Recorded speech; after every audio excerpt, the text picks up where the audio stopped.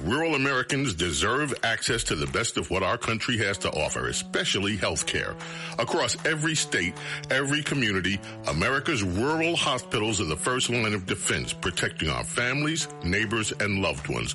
No matter where you live, hospital care doesn't clock out. They're there 24 hours a day, 7 days a week, 365 days a year. Each year, America's over 5,000 hospitals care for millions of patients, providing 24/7 emergency care, delivering babies, cancer treatments, and other life-saving care that patients rely on. Behind every one of those patients are doctors, nurses, and caregivers working tirelessly to keep people healthy and safe. Hospitals are our community's lifelines. They employ our neighbors and keep our families healthy. But now, some in Congress are threatening access to care. Tell Congress, protect patient care to keep America strong. Don't cut rural health care.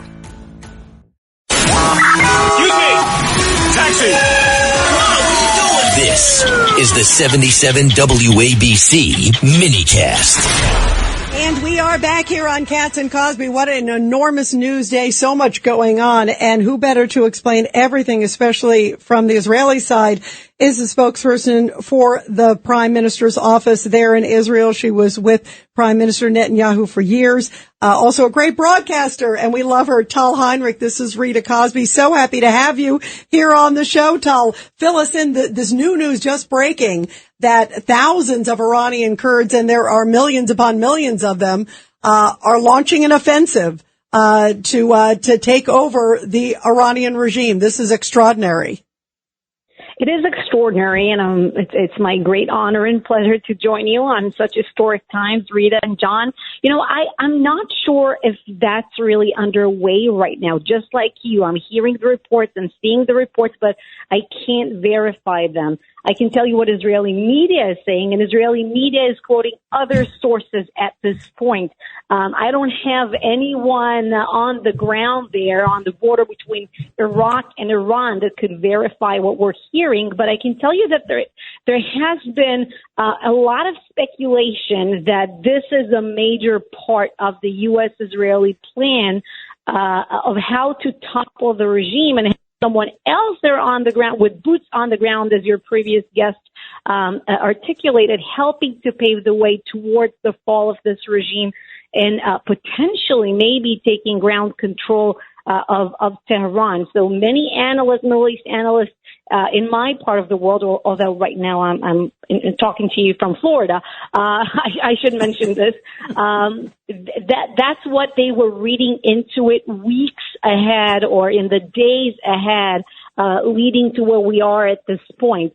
So it could be a very positive development if it's really underway, but you know how reporting works. Sometimes I don't want to get too enthusiastic about, another potential progress towards where all of us sentient people want to get with this offensive. But, sometimes you have leaks. Let's see, right? Let's see. It could be a bait. I don't know. It could be...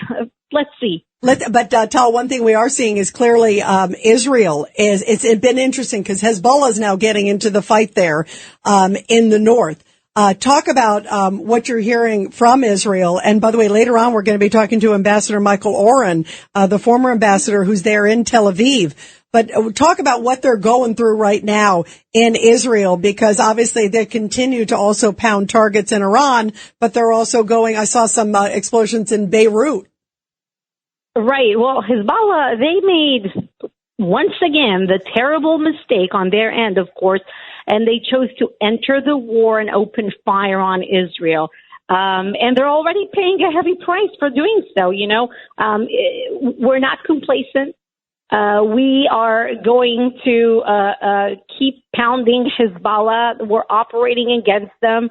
We're not going to evacuate, by the way, the civilians up north. That's not going to happen again. They continue to show that they keep choosing Iran, Tehran, this terrorist regime over the residents of Lebanon. And a positive development, by the way, is that Lebanon admits it. the Lebanese government. So we warned them that they would pay a price for that, and that's what's happening. That's unfolding as we speak. You know, the IDF continues to attack targets that belong to Hezbollah, and because this is not the kind of life that we want to have under this threat, not the Iranian one, not their proxies, not anything. You know, after October 7th, and take our word for it, we listen to our enemies very, very carefully, to what they say, how they say it. They lay out their intentions, and we take them seriously. So to some Americans out there who are saying, why now? Why are we even doing that? You know, why not? There's a rare window of opportunity here to get rid of the world's top disruptors with not much risk to oneself. Absolutely. They call death to America, death to Israel. They act upon it. Believe them. Believe them. They're building up immense military capabilities. They formed this deadly axis of evil through their proxies, all while doing business, by the way, with the world's worst actors that we have on this planet. So why wait for the point of no return? Because the point of no return means no return for us as well. So, you know, Tal Heinrich, for it after October 7th. You were a former spokesperson for Prime Minister Netanyahu, and I think about the guts of the Prime Minister and, of course, President Trump. How important this moment really is for history, because you have two courageous individuals who knew not only the threats to our countries, but also knew the threats to the world freedom. Talk about just how extraordinary that is, especially from the Israeli side. And I've had the honor to talk to the Prime Minister a number of times. Right. What we're witnessing between the U.S. and Israel over these past few days of this operation is what I think, you know, it's a level of boldness and commitment not seen before. Our countries, our leaders are protecting the values and the very being of Western civilization against the evils who wish to send us all back to the Middle Ages. You know, if we can't stand up for that, Rita, then what are we even doing here? And they're leading the way, and others are following. You talked about this before, about Arab countries and forming this coalition that Iran targets also the UAE, Bahrain, Qatar, Saudi, Kuwait. It's all part of a strategy to try to put pressure on the U.S. to stop this operation as soon as possible. Otherwise, they will cripple or paralyze the oil economy. But it's not working. It's not working for the Iranians. You know, Prime Minister Netanyahu is the one leader who foresaw the danger ahead of everyone else. When I think about his speech in the U.S. Congress right ahead of when the JCPOA was still forming back in 2015. I mean, right now it gives me goosebumps as I speak to you. He had to fight alone to change domestic and global public opinion to get us to where we are right now. And in hindsight, if it wasn't for his speech back then against the deal that was perceived very controversial at a time, let me just remind you, we had no Abraham Accords today. We had no anti-Iran coalition today.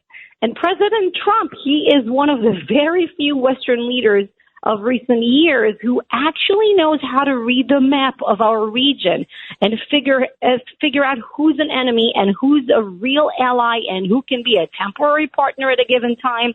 So he has this phenomenal ability to filter through the noise, listen to the right advice, and make very, very bold decisions. And it's not just the decisions, you know, from 5 days ago or a few months ago.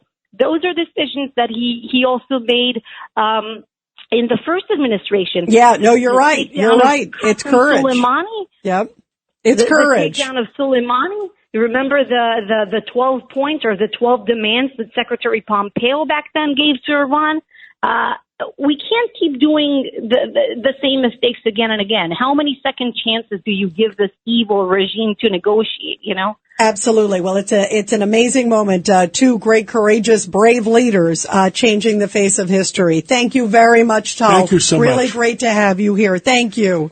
Rural Americans deserve access to the best our nation has to offer, especially when it comes to healthcare. Across every state and every community, America's rural hospitals are the first line of defense, protecting our families, neighbors, and loved ones. No matter where you live, hospital care doesn't clock out. They're there 24 hours a day, 7 days a week, 365 days a year. Each year, America's over 5,000 hospitals care for millions of patients, providing 24/7 emergency care, delivering babies, cancer treatments, and other life-saving care that patients rely on. Behind every one of those patients are doctors, nurses, and caregivers working tirelessly to keep people healthy and safe. Hospitals are our community's lifelines. They employ our neighbors and keep our families' health. But now, some in Congress are threatening access to care. Tell Congress, protect patient care to keep America strong. Don't cut rural health care.